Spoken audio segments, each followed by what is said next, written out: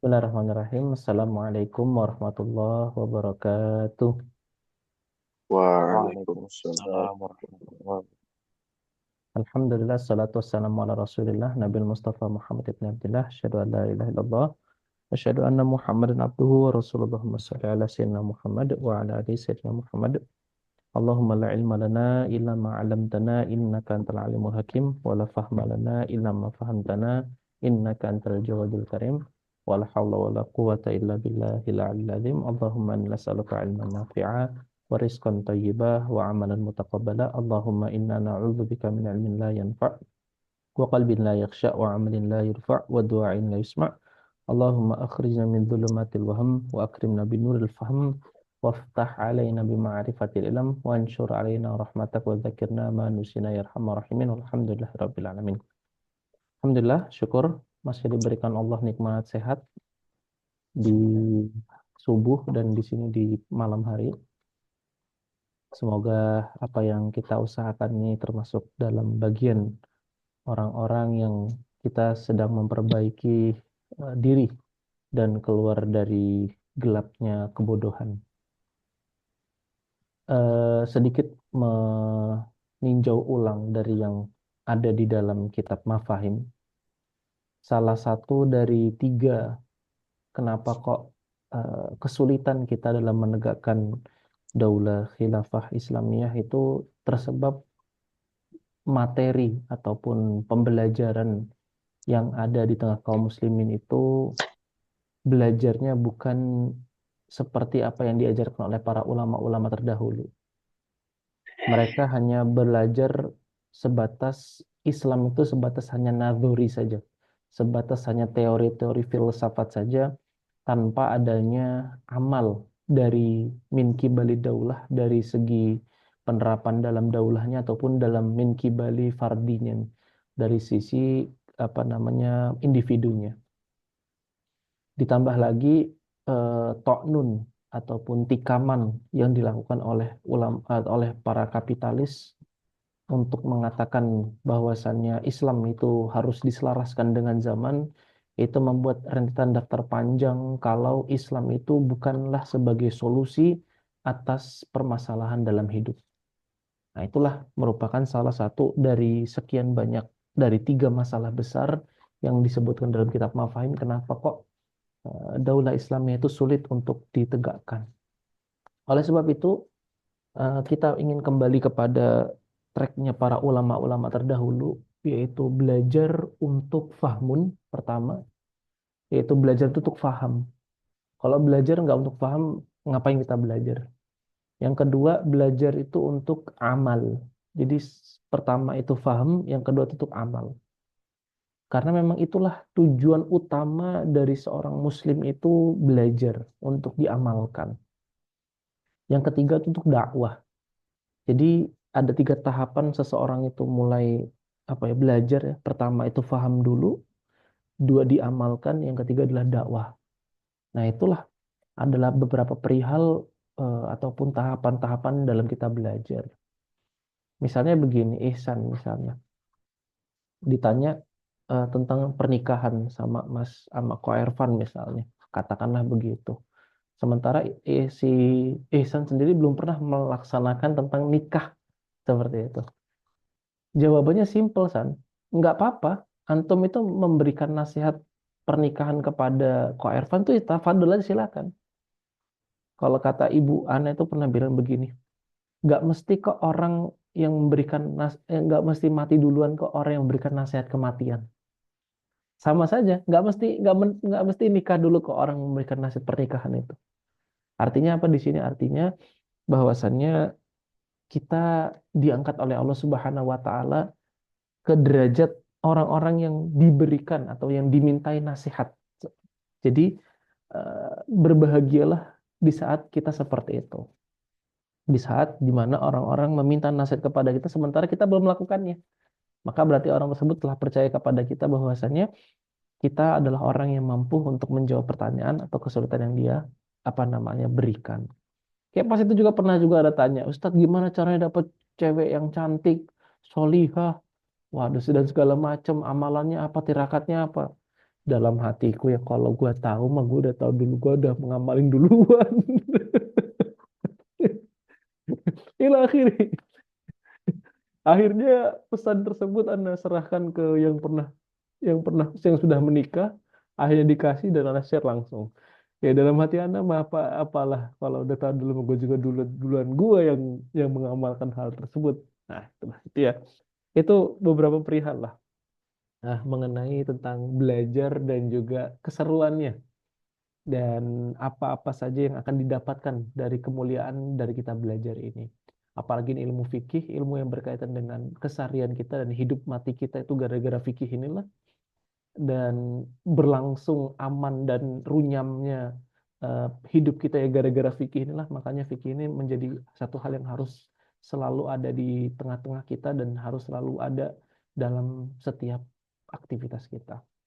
Oke, sedikit mengulas kembali tentang ilmu fikih. Ilmu fikih itu adalah ilmu yang mempelajari tentang apa namanya hukum-hukum praktis yang sifatnya praktis, yang diambil dari dalil-dalil yang sifatnya detil atau pendetilannya tuh dalil-dalil yang diambil adalah dalil-dalil yang sifatnya detil. Itu disebut sebagai namanya ilmu fikih. Dan sedikit mengulas tentang ilmu fikih. Ilmu fikih itu terdiri dari bab ibadat karena ini berkaitan dengan haknya Allah Subhanahu wa taala.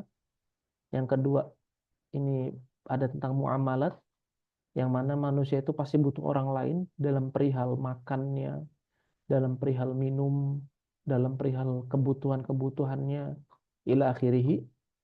Terus yang ketiga ada bab ahwal syakhsiyah, tentu apa namanya manusia itu butuh nikah meskipun ada beberapa golongan yang nggak butuh nikah, semisal anak kecil, tapi ahwal syakhsiyah yaitu kebutuhan orang terhadap pernikahan eh, dan juga syahwat batiniah dia itu juga harus diselaraskan dengan hukum syara karena itu berkaitan dengan af'alul ibad, berkaitan dengan aktivitas manusia. Yang terakhir adalah al jinayat wal uqubat. Ini merupakan bab terakhir yang ditaruh oleh para ulama. Kenapa ditaruh paling terakhir? Karena ini apa ya, ibaratnya adalah hukum yang non kondisional.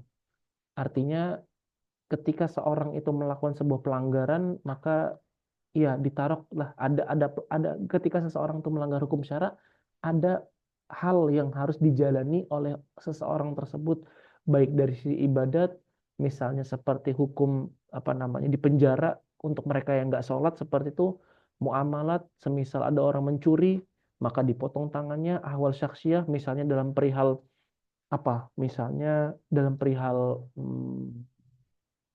misalnya apa ya, kok anak nggak ini, misalnya dalam perihal Zina, nusyuz apa zina, ya zina, zina. zina, nusyuz ila akhirih. Nah itu semua masuk dalam bab jinayat dan juga bab ukubat. Nah jadi hak Allah itu harus didahulukan daripada hak hamba. Hak hamba itu harus didahulukan daripada hak hamba harus didahulukan daripada hak diri sendiri.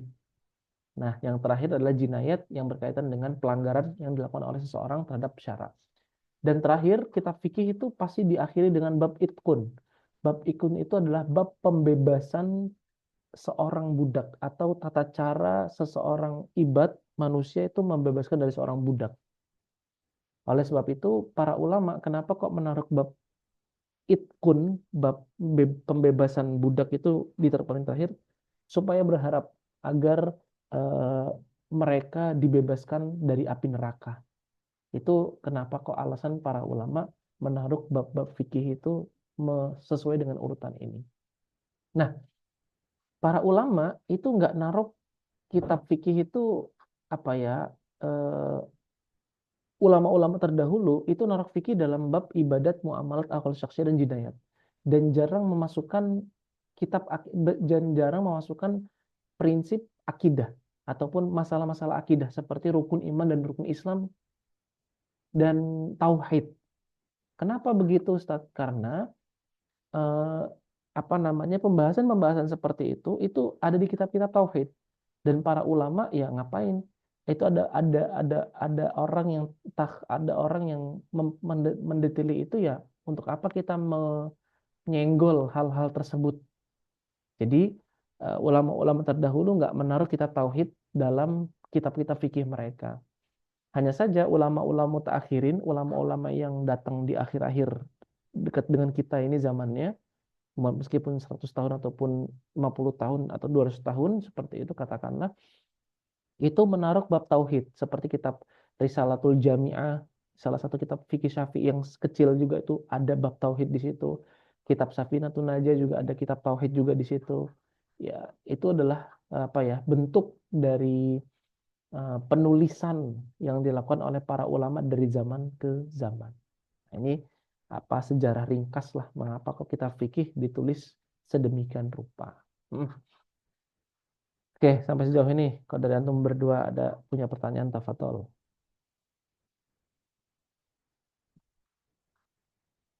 Cukup ya? Oke, cukup. Jadi ini antum harus hafal dan harus paham pendetilan mengenai urutan-urutan ini agar nanti ketika ditanya sama ya sama siapapun lah atau sama umat utamanya, antum bisa menjelaskan secara gamblang tentang alasan para ulama mengapa kok menaruh bab fikih ini seperti ini sedemikian rupa, apa namanya, rapihnya. Oke, karena bab fikih dimulai dengan bab ibadat, dan ibadat itu adalah kaitannya dengan haknya Allah Subhanahu wa taala, maka didahulukan bab ibadat. Inilah mengapa bab ibadat dimulai. Nah, bab ibadat pun itu dimulai dengan urutan. Urutannya seperti apa? Pertama urutannya adalah sholat. Yang kedua urutannya adalah zakat. Yang ketiga urutannya adalah saum. Yang keempat adalah urutannya haji. Kenapa kok urutannya begini? Karena urutan begini itu mengikuti urutan yang sifatnya paten, yang sudah diletakkan oleh Rasulullah Shallallahu Alaihi Wasallam dalam hadisnya, an Abi Abdurrahman Abdullah ibn Umar ibn Khattab radhiyallahu taala anhuma, qala, dari bapaknya Abdurrahman yaitu Abdullah, cucunya Abdurrahman ini cucunya Umar bin Khattab, punya anak namanya Abdullah. Abdullah ini merupakan anaknya Umar bin Khattab radhiyallahu taala anhuma. Semoga Allah meridhoi bapaknya dan meridhoinya. Sekolah berkata, sami'tu Rasulullah sallallahu alaihi wasallam yaqul, aku mendengar Rasulullah sallallahu alaihi wasallam itu berkata, bunyanul Islamu ala khamsin. Islam itu dibangun atas 5 perkara. Apa aja? Pertama, syahadati alla ilaha illallah. Syahadat bahwasanya tidak ada Tuhan selain Allah. Wa anna Muhammadar Rasulullah, dan Nabi Muhammad sallallahu alaihi wasallam adalah utusannya. Wa iqamis salati, melaksanakan zakat, melaksanakan sholat, wa ita'iz zakat, menunaikan zakat, wa hajjil baiti, dan berangkat haji, wa saumi Ramadan. Rahul Bukhari wa Muslim. Nah, akan tapi ada pertanyaan di sini. Ustaz, kenapa kok apa namanya antum tadi bilang apa namanya zakat itu terakhir, sedangkan saum itu apa namanya mendahului zakat. Tapi kenapa kok di hadis ini didahulukan zakat, didahulukan haji dulu daripada zakat? Afan, didahulukan haji dulu daripada saum. Kenapa? Seperti itu. Padahal kan tadi kata antum bilang antum ini sesuai dengan urutan yang di dalam kitab fikih. Kenapa kok saum dahulu ini didahulukan daripada haji? Kira-kira di antara kalian ada yang mengetahui nggak kenapa kok saum dulu daripada haji yang didahulukan?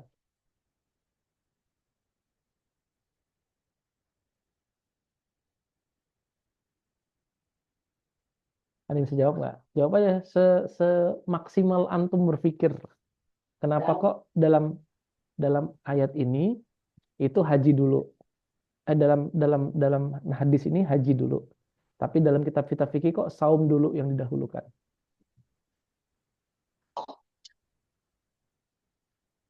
Nah, justru kan baru tahu nih. Nah, ini haji dulu ya. Iya, ini haji dulu.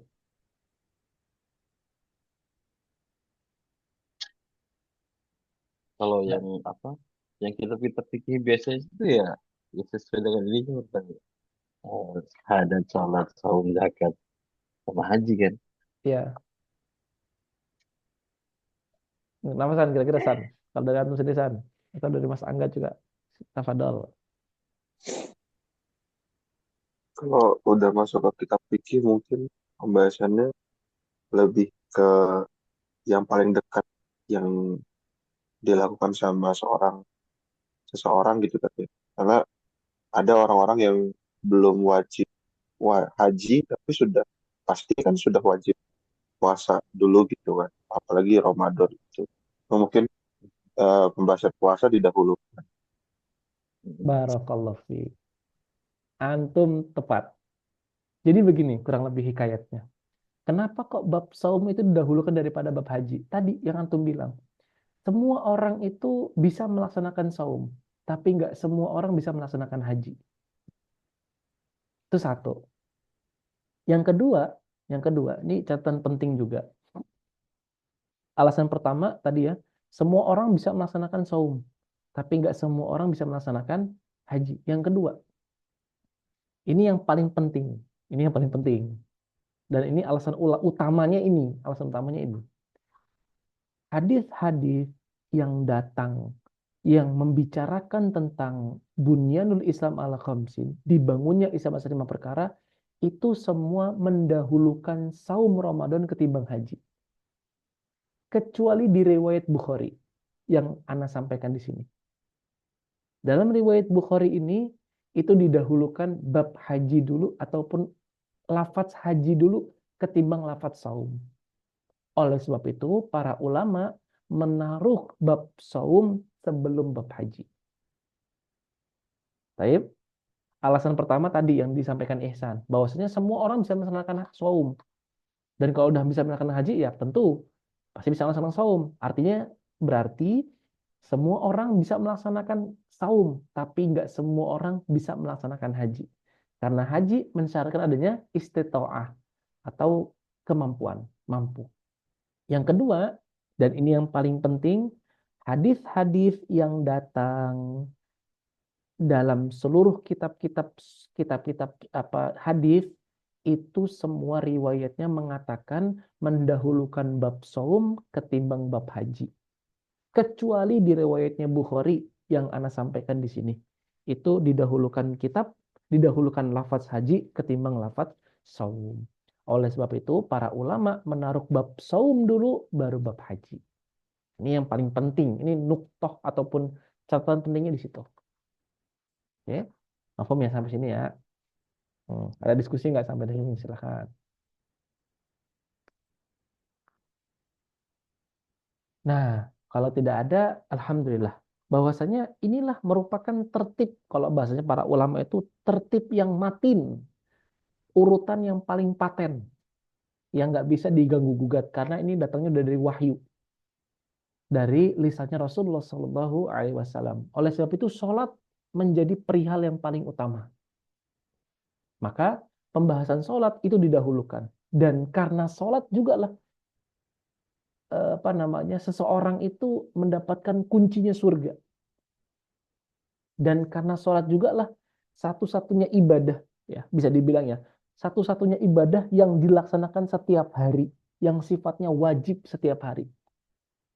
Nah, oleh karena itu, maka kita sangat penting untuk mengetahui tentang apa itu perihal sholat dan bagaimana syarat melaksanakan sholat dan apa saja yang melingkupi sholat, maka hal itu perlu untuk kita pelajari.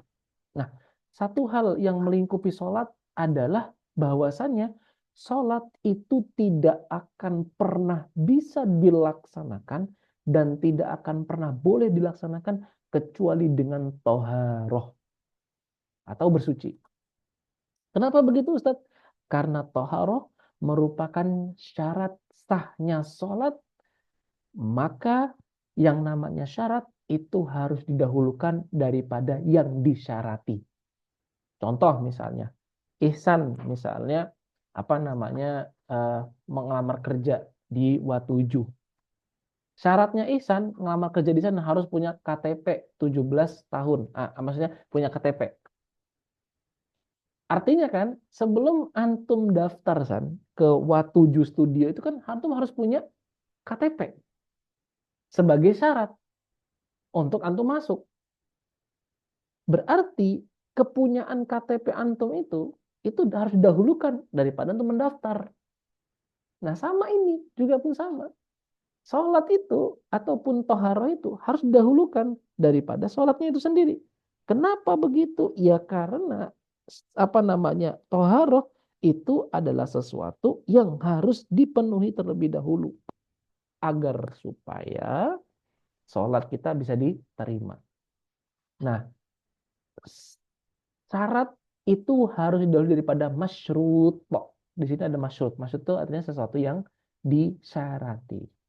Jadi karena tadi karena tadi sholat itu merupakan pembuka dari bab ibadah dan sholat mengharuskan adanya toharoh dan juga nanti saum juga mengharuskan adanya toharoh juga, haji juga pun sama mengharuskan adanya toharoh juga, maka bab toharoh ditaruh di paling awal sebelum kitab fikih itu dijelaskan secara mendetil sesuai dengan apa yang tadi kita sebutkan. Bab ibadat, muamalat, ahwal syaksiyah dan juga jinayat dan ukubat.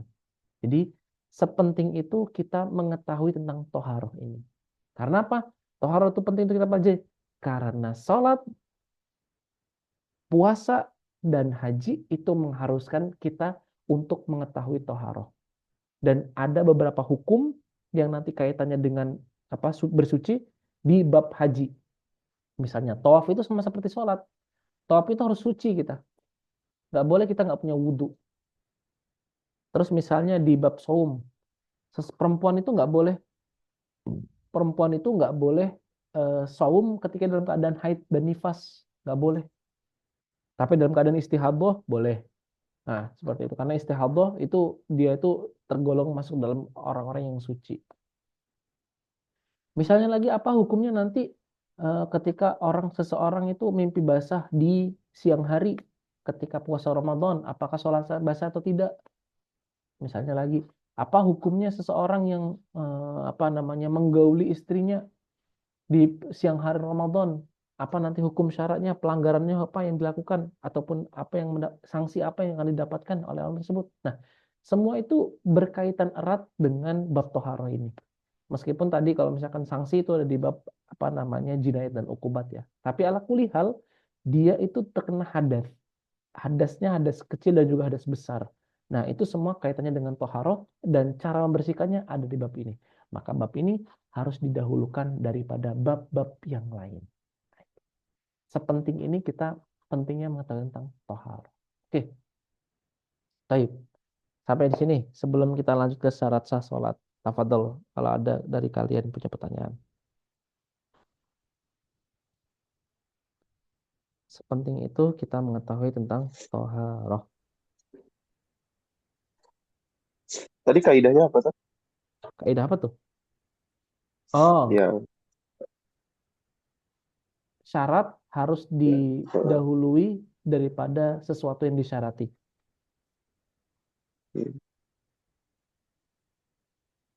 Nih, bahasa syarat. Arabnya. Oh, bahasa Arabnya udah lah, nggak usah lah. Anda juga kurang hafal bahasa Arabnya. Syartun muqaddamun alal masyrut lah. Kalau bahasa Arabnya begitu mungkin. Syartun muqaddamun alal masyrut. Nah, itu.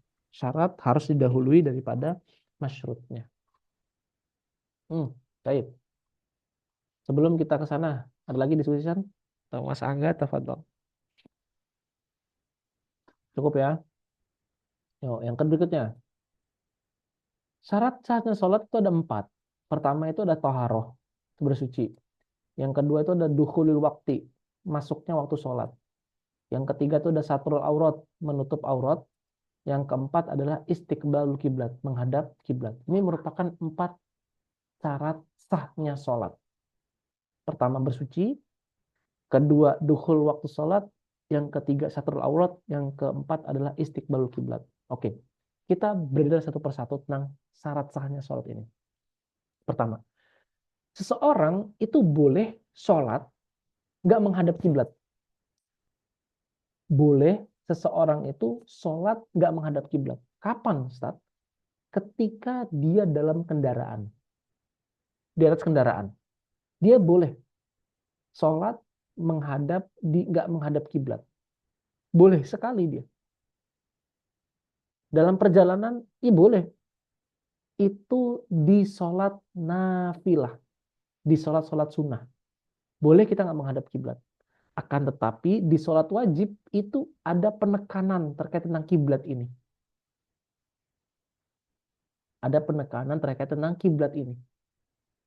Misalnya ketika kita sholat dalam kendaraan, dalam mazhab Syafi'i itu nggak sah sholat kita,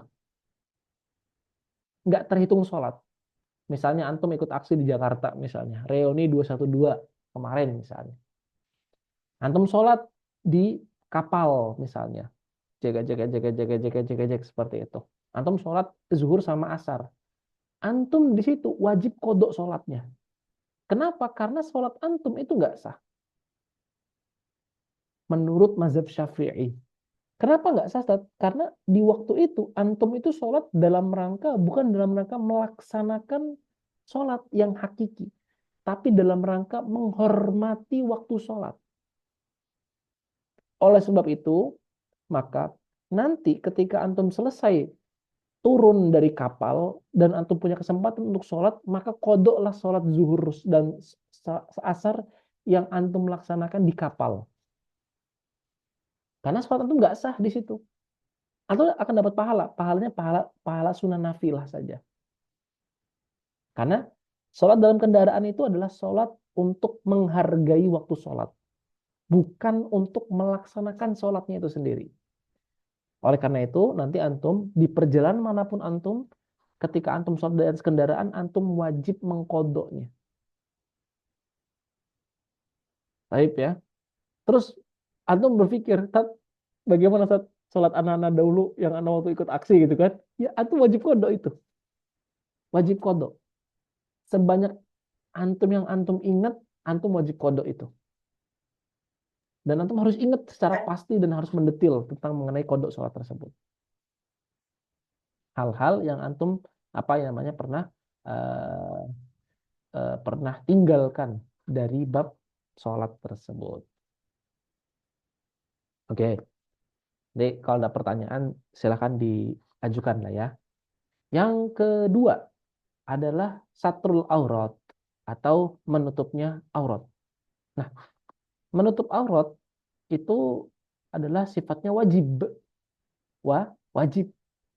Kenapa? Ya, karena memang syaratnya adalah satrul aurat. Nah, kalau di perempuan itu adalah seluruh tubuh kecuali muka dan telapak tangan, ya. Berarti nanti juga kalau dia sholat juga harus dalam keadaan niqabnya terbuka. Kalau misalkan laki-laki ya dari pusar sampai dengkul. Nah, itu merupakan syarat satrul aurat atau menutupnya aurat dari laki-laki dan perempuan. Meskipun nanti kalau di perempuan tuh mungkin ada sedikit penekanan ya karena dia harus memperhatikan kondisi di dalam sholat dan kondisi di dalam kehidupan umum. Itu ada beberapa penekanan dan perbedaan di antara pakaian yang harus dikenakan oleh seorang wanita ketika di luar rumah. Nah, itu. Oke.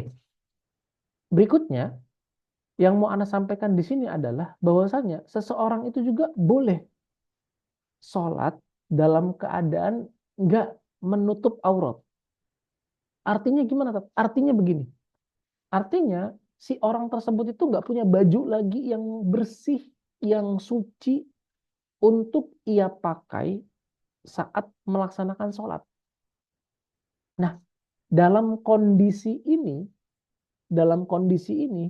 seseorang itu diperkenankan untuk dia melaksanakan sholat tanpa dia mengkodoknya.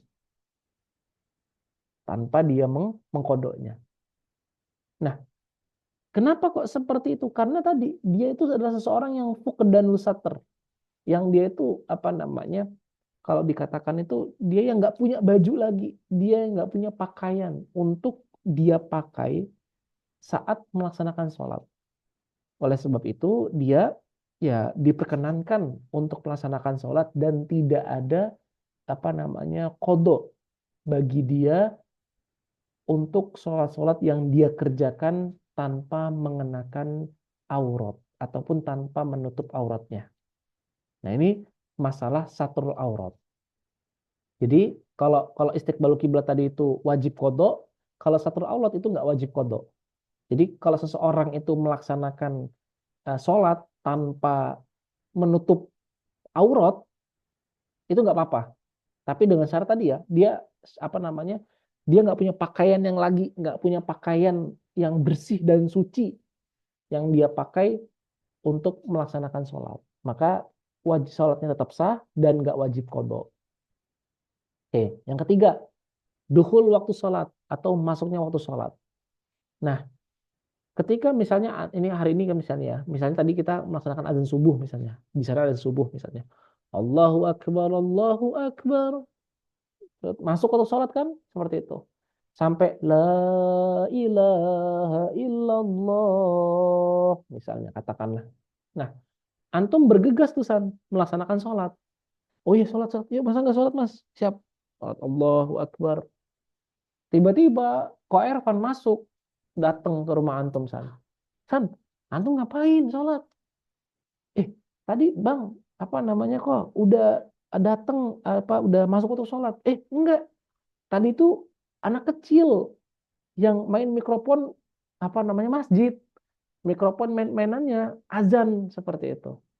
Lah, berarti belum masuk dong? Belum, bentar lagi 10 menit lagi baru masuk waktu sholat katanya. Waduh, gimana bang? Nah, dalam kondisi seperti itu dan Mas Angga, sholat antum itu nggak sah.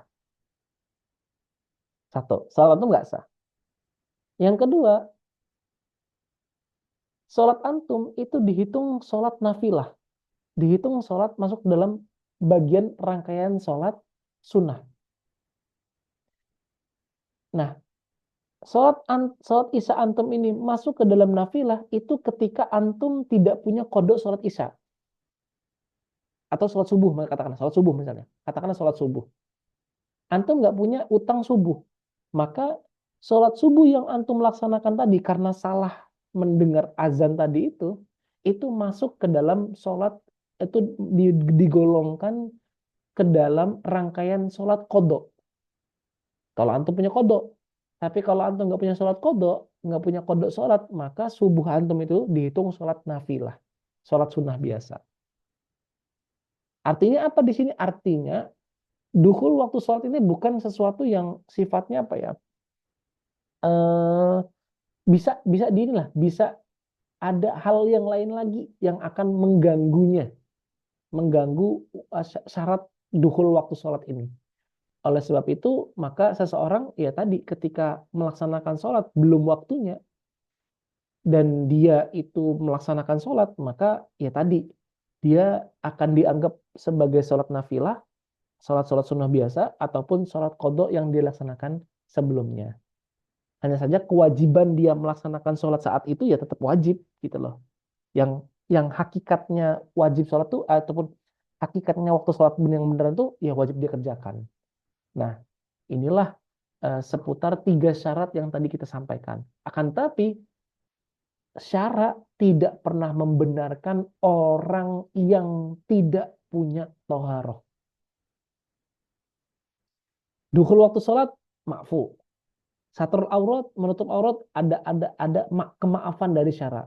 Istiqbalul kiblat ada kemaafan dari syarat, tapi syarat tidak pernah memaafkan. Tidak ada toleransi, tidak ada keringanan orang yang tidak punya toharoh. Oleh sebab itu, bab toharoh sepenting ini kita pelajari. Oke, dari penjelasan anak tadi, tafadhol kalau ada diskusi mengenai dukhul waktu sholat, satrul aurat, dan juga istiqbalul kiblat dan menghadap kiblat. Tafadhol. Dari Mas Angga, dari Ihsan. Silakan. Nah, ini kalau antum ikut aksi harus paham ini nih. Nah, ikut aksi, ikut apa, nah, itu paham. Karena sama antum waktu itu ikut aksinya. Jadi aman. Jadi anak enggak lah, kena kode juga kita, kena kode juga kita. Kan kita nggak sholat di kapal. Oh iya juga ya. Antem yang bilang. Gak Nanti inget ada. aja. Gak inget ada. Mm-mm. Antem yang bilang itu. Nanti aja. Ada Iya. rukhsah kita. Ya betul. Oke, tadi ya tetap nggak sah kita, tetap nggak sah sholat kita. Jadi sholat kita itu hanya menghargai waktu sholat saja dan kita harus wajib mengkodoknya. Ya. Itu kemarin Ustadz Erwin pas pulang ke Blitar itu sholat Jumat malah di kapal. Nah itu ya sebenarnya Tapi nggak beliau sah nggak sholatnya. ikut. Hah? Ada apa? Beliau nggak ikut. Cuma beliau bikin status ada pengumuman sholat Jumat di kapal. Oke, baik. Tapi tadi lah ya, dia sholat-sholat di atas kendaraan itu tidak menggugurkan kewajiban kita. Dia hanya kita, itu adalah sebatas kita untuk menghormati waktu sholat. Jadi sholat lihurmati waktu sholat. Hmm. Oh, gitu ya. Lanjut ah. Oke, taib ya. Ustaz, Ah, eh, kalau biasanya sih di kapal itu kan eh, ada yang sesuai dengan arah kiblatnya gitu kan. betul. Nah itu gimana tuh, Ustaz? Nah, Tadi kan kalau memang kalau di perjalanan kan Anda berpikirnya di mobil oke lah gitu ya. Nah, mm-mm. jalan karena jalan mobil kan berkelok-kelok gitu kan. Oke, Nah, tapi kalau kapal kan biasanya sesuai dengan arah kiblat nih. oke, taib. Sebenarnya yang menjadi problem itu ini, Mas, apa namanya? Sholat itu harus di atas tanah. Oh, iya. Nah, ini yang gitu nih.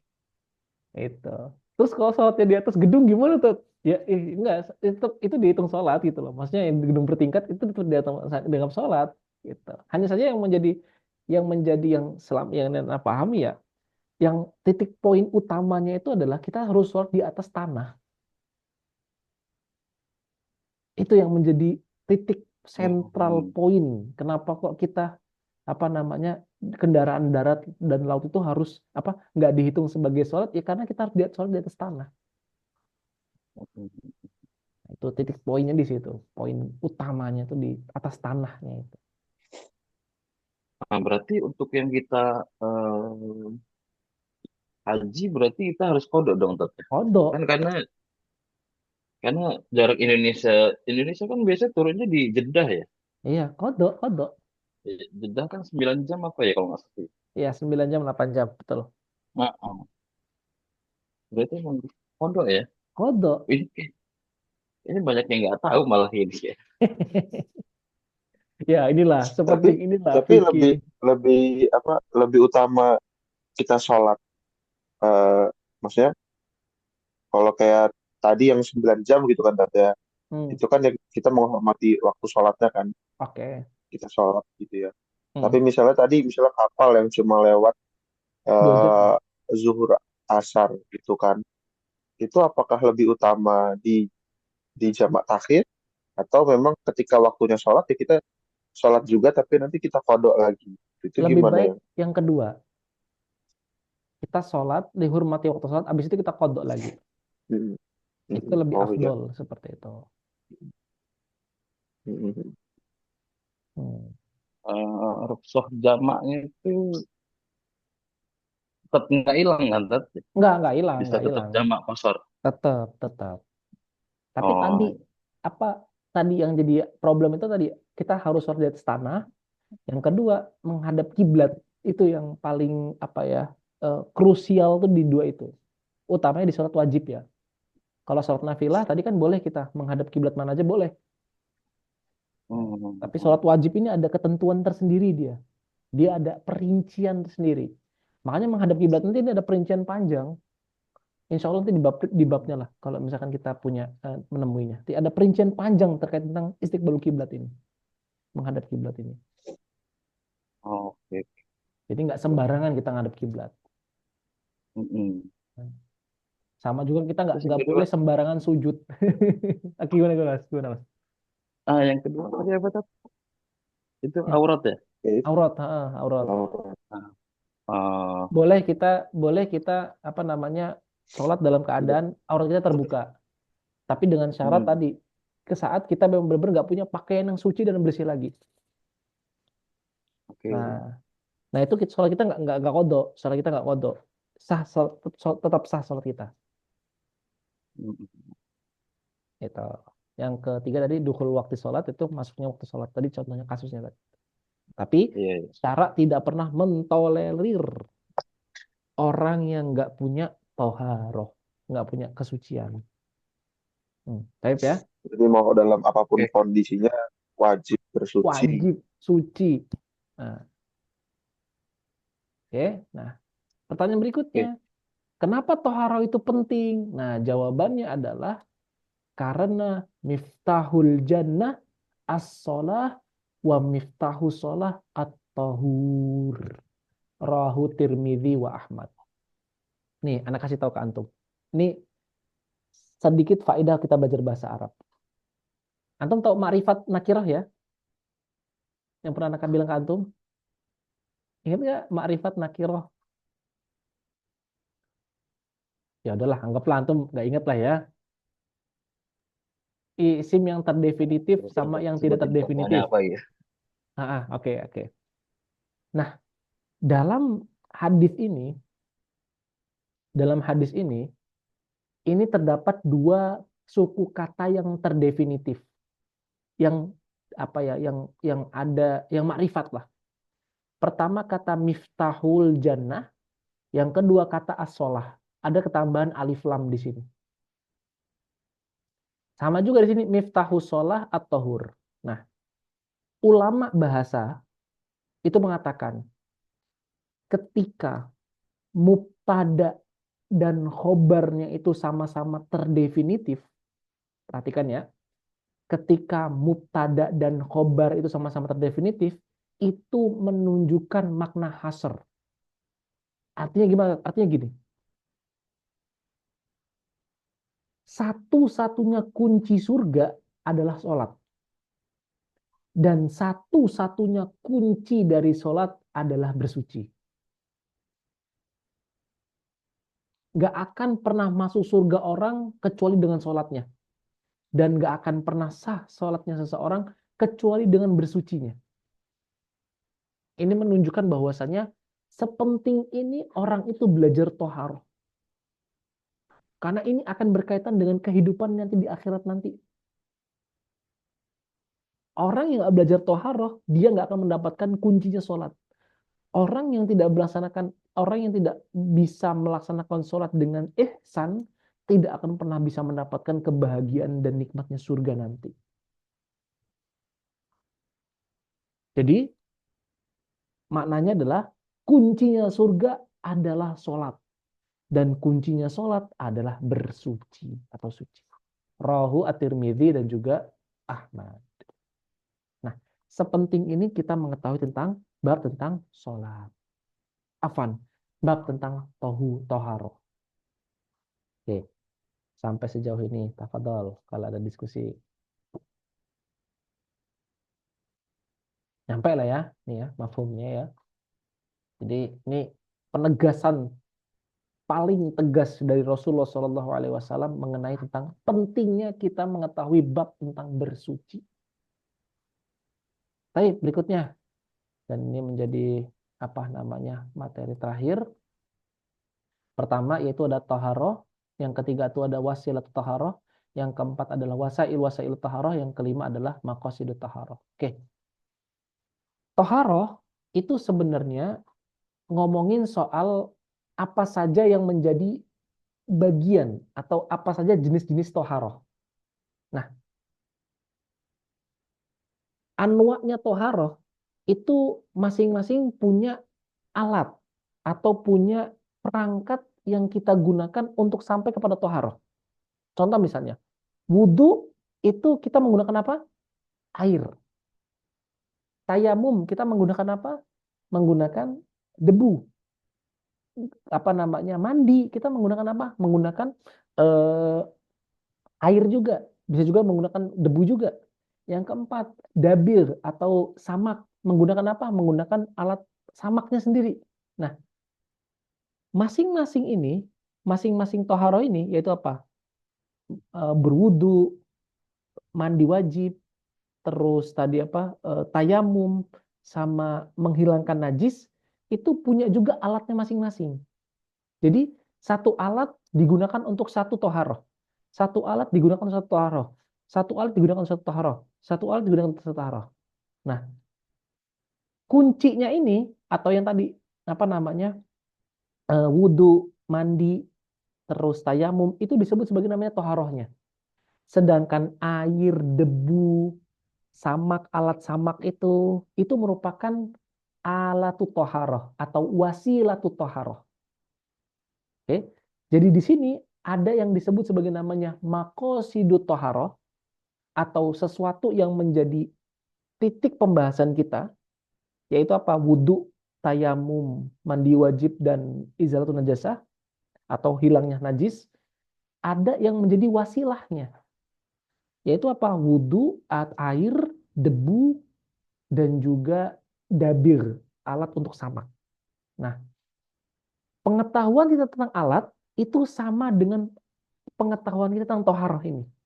Maka kita harus mengetahui dulu apa alatnya dari toharoh tersebut. Nah, yang nanti akan kita jelaskan satu persatu. Atau wasilah untuk ketoharoh itu apa. Ya, nyambungin sampai sini ya. Jadi ada wasilahnya untuk bersuci, ada bersucinya itu sendiri. Bersuci itu ada 4. Ada mandi, wudhu, tayamum, sama istighfar. Tapi untuk melaksanakan keempat ini butuh alat. Nah, pengetahuan kita tentang alat sama seperti pengetahuan kita tentang bersuci itu sendiri. Ini yang disebut sebagai namanya maqasidut thaharah dan ada yang disebut sebagai namanya wasilatut thaharah. Oke. Tapi sebelum sampai ke situ, kita coba keterangkan dulu apa makna thaharah. Thaharah secara bahasa adalah an-nadhafatu, bersihnya dia, wal khulusu minal adnas. Bersihnya dia dari sesuatu yang najis atau sesuatu yang menjijikan. Contoh misalnya, ketika Ihsan ingusan, terus dia bersihin pakai tisu. Nah, apa aktivitas Ihsan dalam membersihkan ingus itu disebut sebagai namanya toharoh.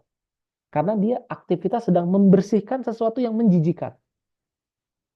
Ingus menjijikan nggak, San? Jijik. Ludah menjijikan nggak? Menjijikan. Jadi sesuatu yang menjijikan, yang sifatnya terindra, itu kita sebut sebagai namanya toharoh. Misalnya lagi, bohong. Bohong itu menjijikan nggak, San? Menjijikan. Dia disebut sebagai najis nggak? Najis dia. Najis. Nah, makanya para ulama bilang, nifak, apa namanya tadi ya, iri hati, dengki, terus bohong, ila akhirnya itu terhitung sebagai najis. Kenapa kok najis? Karena itu ada bekas di dalam hati kita yang benar-benar kita nggak suka banget gitu loh. Dan itu adalah sesuatu yang mustakdzarot, sesuatu yang menjijikan. Maka kalau orang sering berbohong berarti mereka sedang melakukan sesuatu yang menjijikan. Nah, ini definisi toharoh secara bahasa.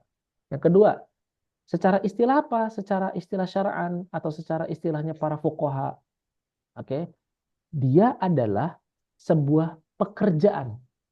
Oke, toharoh secara istilah, secara syara adalah dia adalah sebuah pekerjaan fi'lun yang mata tawaqqafu alaihi ibahah.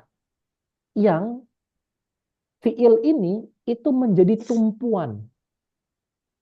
Pekerjaan ini menjadi sebuah tumpuan tentang kebolehan. Jadi, toharoh adalah sebuah pekerjaan yang mata tawaqqafu alaihi ibahatun. Yang di situ kebolehan untuk melaksanakan ibadah bertumpu kepada fiil ini. Toharoh adalah sebuah pekerjaan yang kebolehan ibadah itu bertumpu padanya. Artinya gimana? Artinya begini. Artinya kebolehan sholat itu dengan cara apa kita? Dengan cara berwudu. Kita boleh melaksanakan sholat. Betul begitu? Betul. Terus kebolehan kita kebolehan kita dalam melaksanakan dalam kita minum khomer yang sudah menjadi cuka. Itu berarti ada fiilnya, ada suatu hal yang syarak perkenankan untuk kita pakai saat si khomer itu menjadi cuka. Apalagi misalnya eh, kulit apa hewan mayit, apa bangkai. Boleh nggak kita samak, kita samak lah ya. Boleh nggak? Boleh. Padahal itu kan najis ya.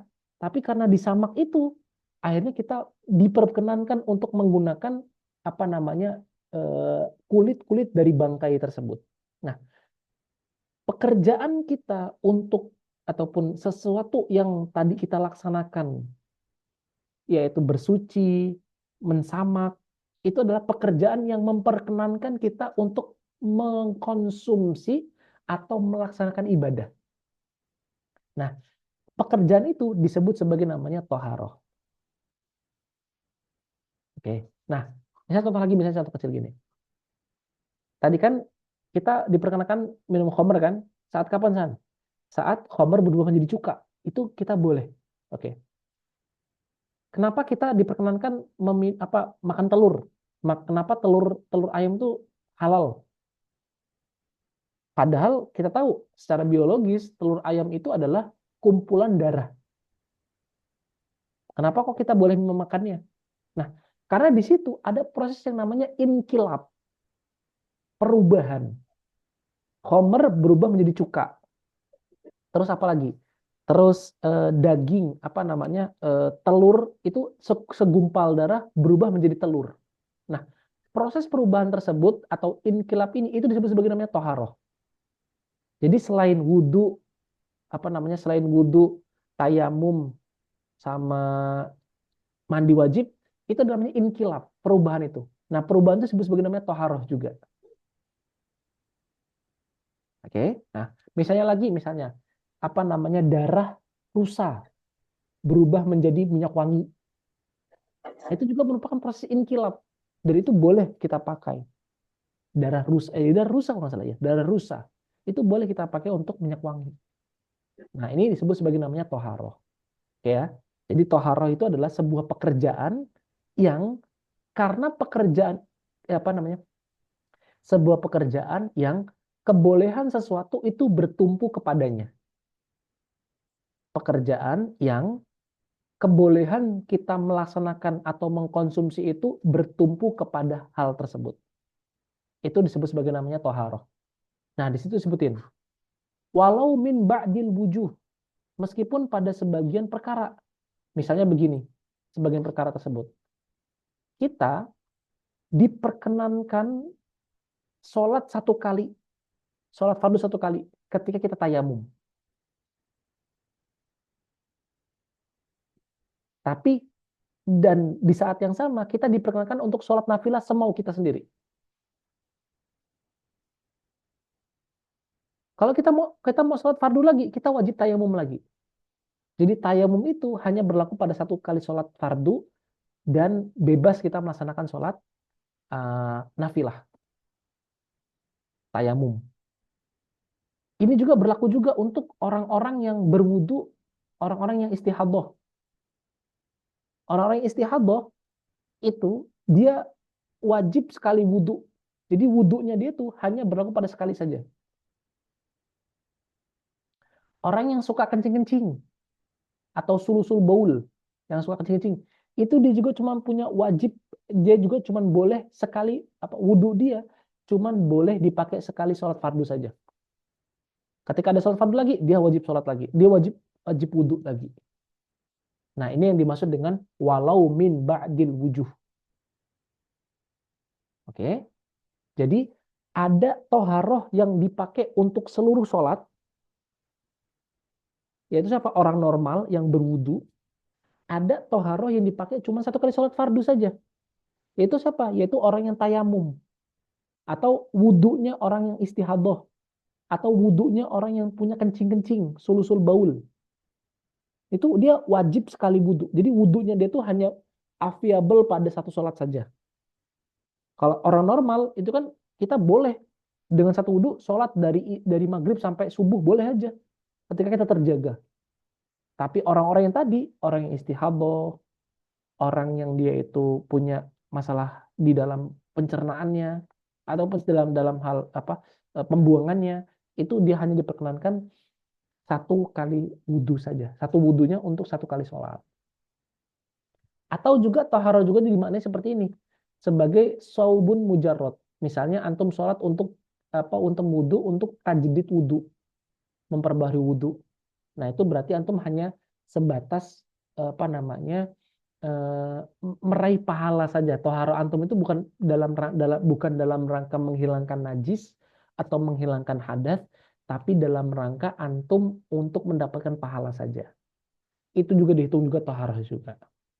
Nah, jadi dari sini kita bisa punya ngambil dua kesimpulan saat dan Mas Angga. Apa kesimpulan pertama? Kesimpulan pertama,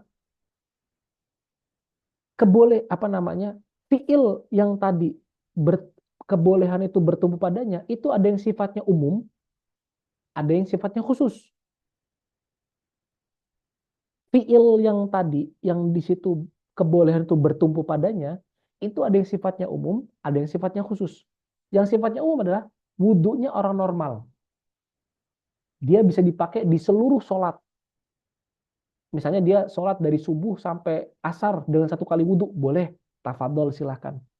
Akan tapi untuk yang mustahadah, itu dia masuk ke dalam kebolehan yang sifatnya umum.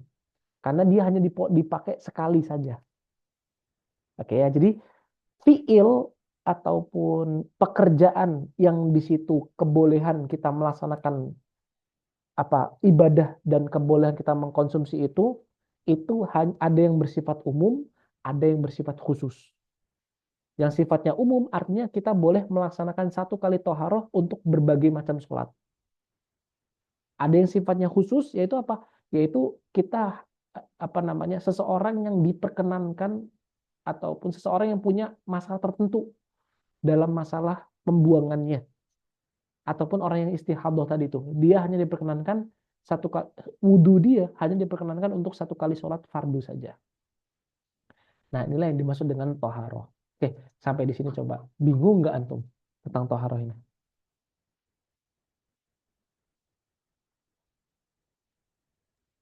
Alhamdulillah. Bingung. Belum pernah sedetail ini, Iya, Tat.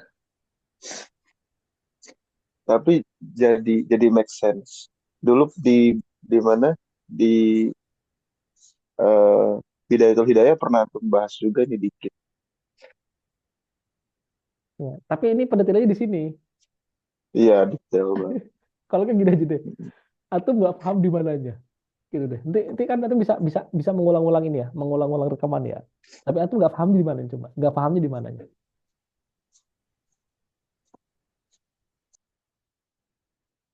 Jadi matiin mikrofon ya, ini ngomong dulu. Ih, Kalau kalau Ana malah justru ini apa clear, maksudnya justru Oke, makin terang gitu. oke, tayyib. Antum Mas Angga di mana? Nggak pahamnya antum Mas. Eh, enggak, enggak tahu ini sih ya. Eh, Justru kaget aja ya, kok bisa toharo itu kayak bisa sampai sedetil ini ya gitu. Ini kaget, kaget banget lah gitu. Ini belum masuk pembahasan loh. Baru bahas Oh, apa ini istilah gitu ya. belum bahas masalah makosid toharo, Iya. wasilah apa? Ya udah lah ya, gini aja, gini Hmm. aja. Apa namanya? Intinya begini. Nanti antum ulang-ulang aja di bab ini ya, di bab atau definisinya diulang-ulang aja Mas Angga. Tapi kita biar bisa menghemat waktu lah, biar bisa. Tapi intinya itulah tadi yang Anda sampaikan, insya Allah itu udah tepat, udah pas lah, nggak anak kurangin, nggak ada tambahin. Oke. Iya. Yang kedua, Tapi dari pola antum mengajar tuh, Ana udah jadi makin paham pola antum mengajar gitu kan. oke, alhamdulillah. Nah itu cara Kayak, ulama Azhar tuh ngajarin begitu dia. Ya, nah mm-mm, hanya meniru para ulama-ulama Azhar saja. Ya. Dan para ulama memang mengajarkan kan dengan gitu. Oke, taib, mm-mm, balik taib ya. lanjut ya. Ya, Mas, insya Allah nanti antum ada ini ana sarankan ini karena hidup mati antum, antum harus ulang ini. Iya, iya. Ini berkaitan dengan hidup mati kita di akhirat nanti, Mas. Jadi harus paham ini. Oke, ya berikutnya. Nah, makosidut atau wasilah toharoh. Jadi wasilah toharoh, sebentar, ini kayaknya kebalik deh, Hana deh. Nah, oh kan, kebalikan, betul. Jadi, oh enggak deh, enggak salah, enggak benar, benar, benar, benar. Oke. Wasilah toharoh itu ada 3, Mas. Ada 4 lah. Pertama, ada air. Air nanti ini jauh lebih panjang lagi nih. Apa namanya? Pendetilannya. Insya Allah di babnya. Air doang. Yang kedua ada turab, debu. Yang ketiga ada alat samak, dabir. Yang keempat adalah hajarul istinja yang nanti akan menjadi pembahasan kita di awal bab toharoh nanti.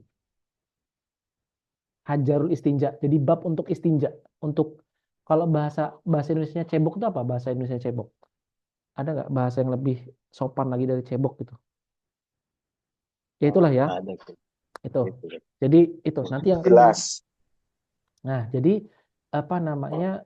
Bab-bab itulah yang nanti akan kita pelajari di bab toharoh ini.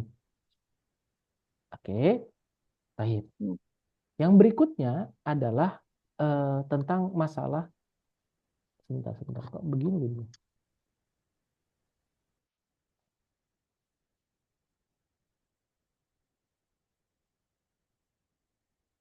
Oke. Yang berikutnya adalah tentang wasilah dari wasilahnya toharoh. Contoh misalnya begini. Antum wasilahnya dari wasilahnya toharoh itu begini, gayung. Jadi misal kita punya 3 tahapan ya, 3 step ya. A, B, C. Oke. Antum mau wudhu, antum butuh air. Nah, dalam rangka antum mengambil air, antum butuh gayung. Oke. Nah, gayung ini disebut sebagai namanya wasilah dari wasilahnya toharoh. Gayung. Oke. Kan tadi kita bilang, kita pengen wudhu. Wudhu itu apa? Makosidnya toharoh. Betul? Wudhu makosidnya toharoh. Nah, dalam rangka kita berwudhu, kita butuh alat untuk berwudhu. Alat berwudhunya apa? Air. Oke. Dalam rangka kita mengambil air, kita butuh namanya ember, gayung, selang, pipa, keran. Nah, ini keran, pipa, gayung ini itu disebut sebagai namanya wasilah dari wasilahnya toharoh. Nah, awani ini atau apa alat untuk kita ngambil ini juga punya syarat dan ketentuannya. Nggak semua gayung, nggak semua barang yang kita punya itu halal untuk kita pakai. Oke? Nah, nanti itu misalnya ada gayung yang dipakai sehabis air liurnya anjing misalnya. Nah, gimana tuh? Nggak bisa itu.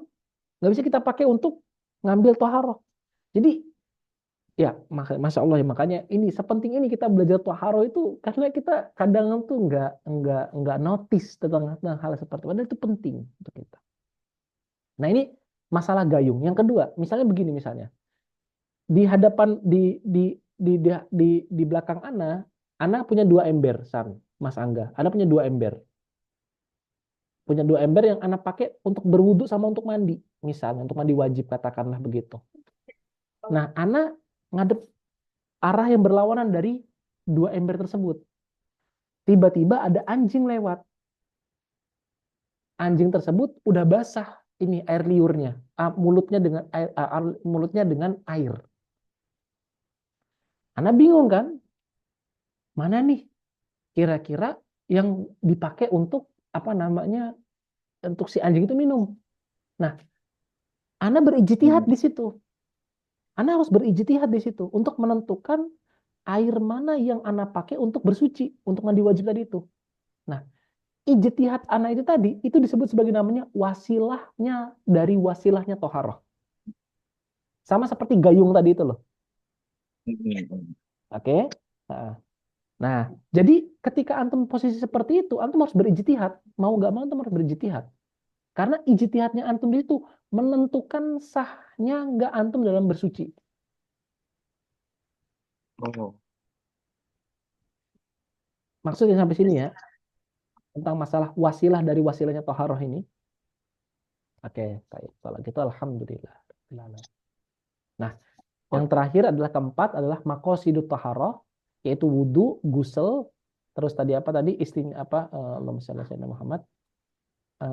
Izalatun najasah, ya, ya.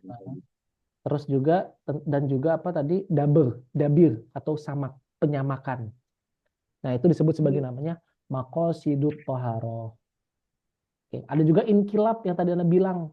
Inkilap itu perubahan dari suatu benda ke suatu benda yang lain. Tadi misalnya seperti apa? Seperti darahnya unggas berubah menjadi telur, ya kan? Nomor jadi cuka. Homer jadi cuka. Terus tadi darahnya rusa jadi minyak wangi. Nah, itu namanya proses inkilap namanya. Itu kita halal untuk melaksanakannya. Dan itu termasuk juga dalam dalam bagian makosidut taharoh. Inkilap itu. Perubahan sesuatu tersebut. Nah, oke ya. Sampai di sini mafhum ya, semoga ya. Semoga terang. Oke. Dan udah selesai kita materi kita. Tafadol kalau ada diskusi dan pertanyaan. Oke. Nah, proses Homer jadi cuka itu kan ada proses ya Tat, yang melalui ini. Ya, Dia sudah termakan waktu gitu kan. oke, Taib. Eh, Makanan, kadang-kadang ya sekarang ini banyak tuh di makan makanan mewah tuh Sushi dia tei, memakai memakai hmm, arak masak. arak atau itu biasanya kalau yang mahal-mahal kayak steak gitu pakai wine. Oke, heeh. Wine. Mm-mm. Itu Oke, oke. untuk biar Hmm. meresap. Nah, itu kan itu ada alkoholnya kan. Itu Mm-mm. apakah prosesnya sudah hilang atau jadi halal buat kita atau masih tetap nggak boleh kita makan juga? Pertama, eh, Ana belum tahu faktanya mengenai proses yang dilakukan oleh seseorang untuk menjadikan khamar itu jadi cuka. Ana belum pernah lihat soalnya. Belum tahu faktanya. Karena yang Ana tahu adalah faktanya itu dia berubah secara alami, secara waktu, rentan waktu aja gitu. Iya, iya, iya. Ah, nah selama si khamar tersebut itu belum benar-benar jadi cuka, maka haram itu kita makannya, mengkonsumsinya. Uh, Karena kita kan belum tahu kayak di pasti, sushi. belum tahu Mm-mm. pasti itu Mm-mm. mengenai hal tersebut. Hmm. Ini ya sama Jadi kayak harus ini sih paham ya. wakinya juga ya. Betul. Iya, eh, sama kayak itu lah. Ada satu lagi itu. Dulu. Itu Apa? itu teh kombucha. Kan tahu kayaknya itu teh kombucha. Kenapa dia? Tahu Teh tahu. Tahu. teh kayak tehnya yang dibuat dari kalau nggak salah fermentasi apa ya lupa nih. Ada juga Tape, itu. Kenapa dia tuh? kombucha. Apakah sama gitu? Iya prosesnya itu dari aneh lupa itu teh. Ada itu lah nanti teh udah lah skip dulu lah. Mm-mm. Ada aneh lupa itu teh kombucha itu dari apa itu prosesnya jadi dari yang haram juga gitu. Ya. Nah, intinya tuh gini, Mas. Kita harus tahu wakinya dulu satu. Yang kedua, kita memang harus benar-benar pastikan bahwasanya telah sempurna fermentasinya itu atau inkilapnya itu. Selama masih belum sempurna, dia akan Oh, dihukumi sebagai mm-mm. sebagai sesuatu yang awal. Ya khomer, Mm-mm. ya yang Mm-mm. memabukkan ila akhirih. Jadi kita harus paham itu, wakinya itu paham kita. Tapi kalau kombucha sih dari bahannya nggak ada yang haram ya. Maksudnya setahu aneh sih dia bahannya cuma teh, gula, ragi sama ada bakteri-bakteri yang memicu terjadinya fermentasinya itu doang. Jadi beda sama yang alkohol jadi cuka tadi itu kalau menurut Anda. Tuh, baik. Ya, Ana nanti cobalah. Ana nanti juga tugasnya Ana juga sih harus Iya, bawa emang pulang. harus harus harus tahu wakinya dulu tapi ya, untuk Ya, mengambil betul. satu tarikan hukum itu ya. Ya, tahu wakilnya dulu Mm-mm. baru kita bisa menghukumi. Tapi kan dengan begini kita jadi tahu bahwasanya oh iya, ini maksudnya seperti ini maksudnya ke sini. Mm-mm. Itu. Oh iya, iya. Soalnya kan kalau alkohol itu kan kalau dimasak kadar alkoholnya Wah, bisa iya hilang. Nah itu kan kebanyakan wah. orang biasanya apa stick, terutama stick ya. Stick itu dipakai biasanya pakai wine itu biasa. Wah, Kebanyakan mereka juga begitu. Iya, dan juga kan kan apa namanya juga soda apa namanya barang-barang kayak gitu kan dipakai juga untuk apa barang-barang yang memabukan itu juga dipakai untuk juga rambut juga kadang-kadang kan. Nah, untuk bersihin apa bersihin ya. rambut itu. Iya Nah iya itu iya. kalau bagi kita di mazhab Syafi'i itu khamr itu najis. Oke oke. Khamr dengan segala jenisnya itu najis. Berarti nggak boleh parfum yang beralkohol gitu nggak boleh juga. Nah, itulah juga itu juga kita harus juga hati-hati juga. Jadi karena bagi kita di mazhab Waduh. kita itu sesuatu yang tadi sesuatu yang tadi dilarang oleh syara untuk kita gunakan itu dianggap najis. Dan barang-barang haram itu adalah barang-barang najis. Tapi dalam hal parfum alkohol itu ya saya nggak tahu juga sih. Apakah alkoholnya kan beda mereka pakai, Nah, bukan itulah alkohol itu. apa namanya kalau yang pernah Anda dapatin dari Ustadz Samsu sih ya karena beliau teknik kimia ya kata beliau itu ada memang yang memang alkoholnya itu ada yang terbuat dari etanol atau apa ya ada yang Iya. nah di situ yang ada yang memabuk nah itu di zat itulah yang memabukkan tapi selama dia itu bukan bagian dari zat itu ketika diuraikan maka dia masuk halal itu kata Ustadz Samsu yang tahu wakil dari parfum nah coba antum silakan rujuk ke beliau lah tentang masalah parfum ini karena beliau yang ahlinya di situ karena hanya sebatas apa namanya hukum syarak menyampaikan hukum syarak saja jadi sebenarnya ya kita mudah gitu aja loh apa nggak usah bingung Mas Angga Ihsan ketika udah tahu nih Iya. oh syarak bilang begini wakilnya begini ya sudah kita hukumi apa yang sesuai dengan wakilnya dengan apa yang kita dapatkan dari apa jelasan dari para guru terkait tentang fikih ini itu aja sesimpel itu kok sesimpel itu kita belajar beragama itu seperti sesimpel itu menghukumi wakil itu sesimpel itu oke ya oke Alhamdulillah. lagi apa dulu silahkan kalau ada lagi udah selesai kok kita itu aja di sampai sini aja dulu. Hmm. Alhamdulillah. Oke, alhamdulillah kalau nggak ada ya. Oke. Tapi ingat ya, Mas, kalau misalkan tadi belum paham tadi yang terkait tentang toharo tadi itu silakan diulang-ulang. Karena itu Ya. penting, penting banget. Sebenarnya Anda pengen menyampaikan yang lebih simpel tapi ya nggak apa-apa yang agak panjang ini dulu aja. Silakan, gimana Mas? Jadi ada lupa nih tadi itu bagian masalah aurat itu aneh mau nanya. Tapi ada pertanyaan yang muter-muter. Tadi udah keinget apa ya? Maha balas bahas komerin. Aneh mau nanya itu kalau sholat di gereja gimana hukumnya? Antum itu salah satu syarat orang sholat itu kan berakal san. Akalnya sehat gitu. Enggak, itu ada di film apa Habibie Rudy Habibie. Dia di Jerman nggak ada masjid, jadi ya udahlah nyari tempat yang tenang di mana masuk gereja ininya Pak Habibie ya sholat di situ. Nah itu Kalau di gimana Mesir, hukum? kalau di Mesir sholat di mana aja, San? Di jalan, oke, No, di gang juga oke. Tapi inget harus suci gitu-gitu harus ya. suci, betul. Ya, oke. Nanti ada kalau ada pertanyaan Oke, langsung aja disampaikan lah. Nah, oke, Eh, San. itu aja nanti langsung disampaikan aja di grup supaya juga faidahnya bisa sampai ke yang lain juga. Gitu ya. Ya, Barakallahu li sama-sama. walakum. Itu aja dari Ana, kurang lebihnya mohon maaf. Kita ketemu lagi di pekan depan ya, di Jumat pekan depan. Insya Allah kita Ya, bakal setiap minggu lah ya. ya, bakal setiap Hmm, minggu sampai waktu ada perubahan. Nah, karena siap. nih Siap, Pak. musim apa namanya musim dingin nih waktu malamnya agak panjang, jadinya spare waktu untuk istirahat masih bisa dan subuh masih bisa kekejar lah. Tapi kalau udah musim Siap. panas tuh nggak bisa kekejar, jadi nggak bisa lah untuk kita spare Hmm, apa namanya ngaji malam kayak gini. Ya dan kita hmm. sama-sama berjuang lah ya. Antum berjuang melawan subuh, Anda berjuang melawan tahajud. Nah, iya. Oke, barakallahu li wa lakum. Kurang lebihnya mohon maaf dan pada Allah saya mohon ampun. Kita tutup dengan sahabat hamdalah.